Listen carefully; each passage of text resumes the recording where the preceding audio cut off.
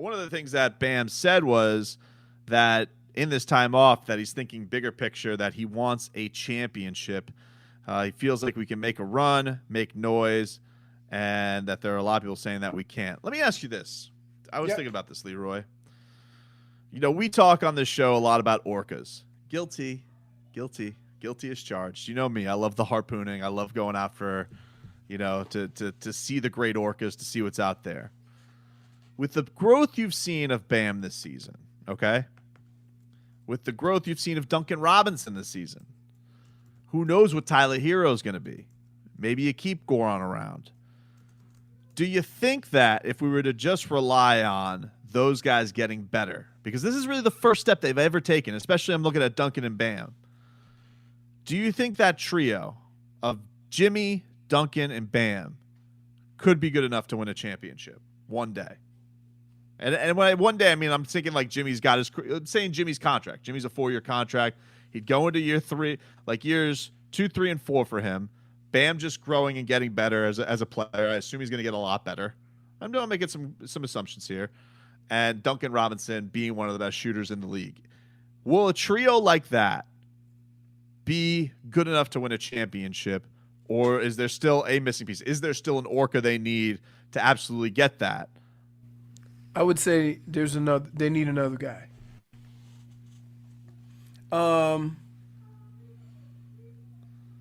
Jimmy's Jimmy, but Jimmy is one of those players that touches them all. He does a lot of different things. But when I say pure scorer, I don't think of Jimmy that way. Mm-hmm. Bam is touch them all. But when I think of pure scorer, I don't think of him that way either. Duncan's a pure scorer, and that's it. So you need a guy like, no matter what point D-Wade's career, I could give him the ball and say, go get me a bucket, right? Same thing with Kobe, LeBron, Giannis. You're almost there, right? And I'm not saying these guys can't dominate a game, right? But you know what when it gets to playoff time, you down 10. You don't have a guy on your team that's going to go out and get you 20 straight points. That's definitely been the thing I think that we haven't quite seen yet from Jimmy Butler, and that was kind of his calling card last year in the playoffs for the Sixers, that he was the go-to guy late, could get you a bucket whatever you want. But we really haven't seen that this year, especially with the shooting being as poor as it's been. Well, some late-game situations that haven't been fantastic for him. He's been amazing getting to the line, but like you need 2, he'll get you 2. And you feel confident if he could get his own shot and get a shot from 3. You definitely don't feel confident with that from the Heat. So that kind of is one thing that makes you feel like there's a missing element to him, even still to take that next leap. Well, I would say this is that it happens to a lot of scorers when they come here because the emphasis is on defense. Yeah, but that's always been with him, no? Like, that's always been a Jimmy Butler thing. No, because, I mean, think about this. When he was with Philly, you had other guys who also played defense, and you always had the guy in the middle that helped your defense. Yep.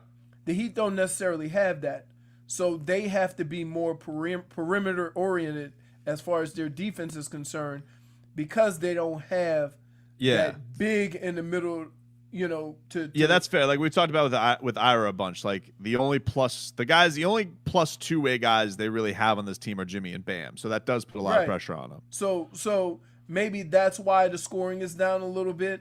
And when you think about it, you're also saying, for example, all these other teams, like when you think about when the Warriors were doing their thing, I mean, Steph was the ball handler, right? Yep.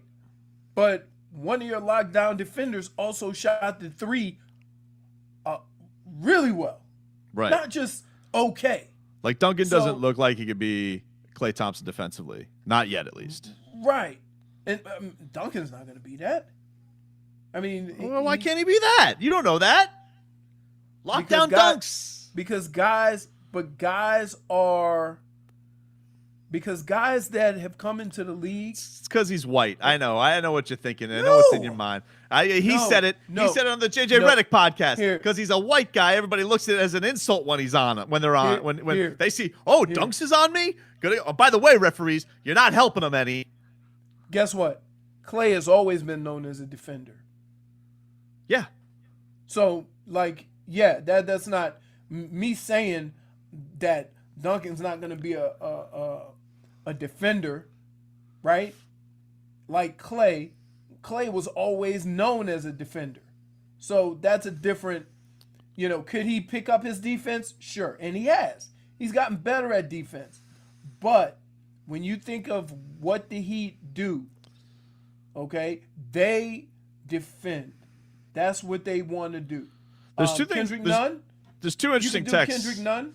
Two interesting points from a texter. One, in the scenario of adding an orca, Giannis is where because that matters.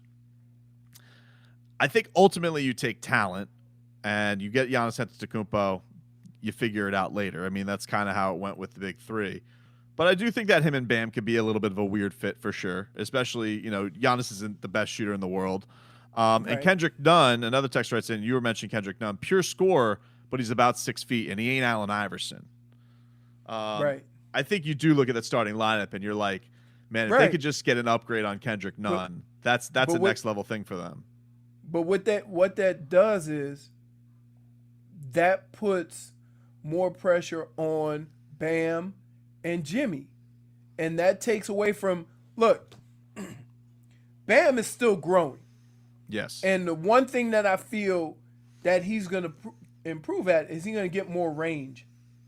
So do I see him, I don't know if he's going to be as good as Siakam, but that's kind of where I see him based on the way Siakam was early on in his career.